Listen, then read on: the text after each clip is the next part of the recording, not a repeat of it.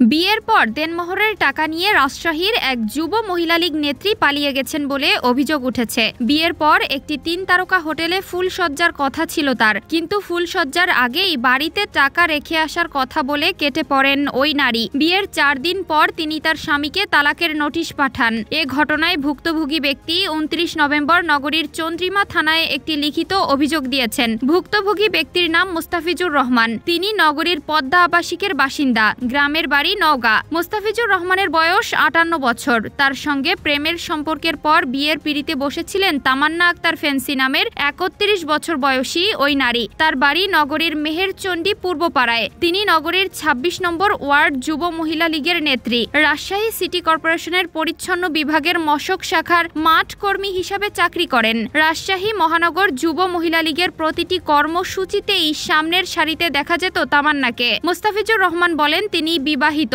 তার স্ত্রী অসুস্থ, তাই তিনি দ্বিতীয় বিয়ের কথা ভাবছিলেন। তামান্না আক্তারের বিবাহ বিচ্ছেদ হয়ে যায় ১৪ বছর আগে। ১৩ বছর বয়সী তার একটি মেয়ে আছে। মুস্তাফিজুর দাবি করেন, ১ বছর আগেই বিয়ের প্রস্তুতি নিয়েছিলেন তিনি। তখন তামান্নাকে বিয়ের বাজার করতে ১ লাখ টাকা দিয়েছিলেন। ওই সময় টাকা নেওয়ার পর বিয়ে করেননি তামান্না। এরপর বছর খানেক দুজনের কোনো যোগাযোগ ছিল না। কিছুদিন আগে আবার যোগাযোগ শুরু করেন তিনি। মুস্তাফিজুর ২০ নভেম্বর রাতে তামান্নাকে মেহেরচণ্ডী এলাকার একটি কাজী অফিসে নিয়ে যান। সেখানে নগদ ৩,০৩,০০০ টাকা দেনমোহরে বিয়ে করেন।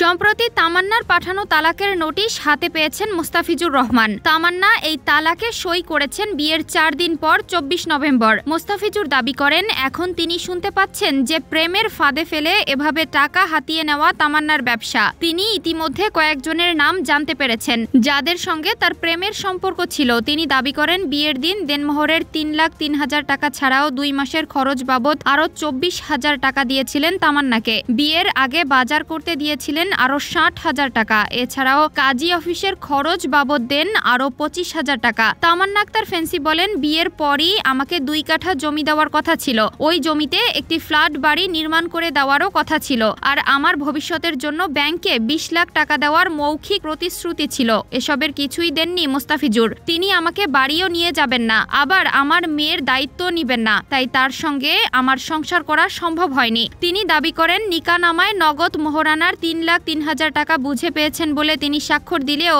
বাস্তবে টাকা পাননি। কাজী অফিস থেকে বেরিয়ে মুস্তাফিজুর টাকা দেননি। তিনি বলেন, আমি যুব মহিলা লীগকে সমর্থন করতাম, তবে কোনো পদে ছিলাম না। নগরীর চন্দ্রিমা থানার ভারপ্রাপ্ত কর্মকর্তা ওসি মতিয়ার রহমান বলেন, বিষয়টা তো আদালতের ব্যাপার। মুস্তাফিজুর আমাদের কাছে একটা অভিযোগ দিয়েছেন। আমি একজন এএসআইকে তদন্ত করতে দিয়েছি। তদন্ত করে আইনানুগ ব্যবস্থা নেওয়ার মতো হলে আমরা নিব।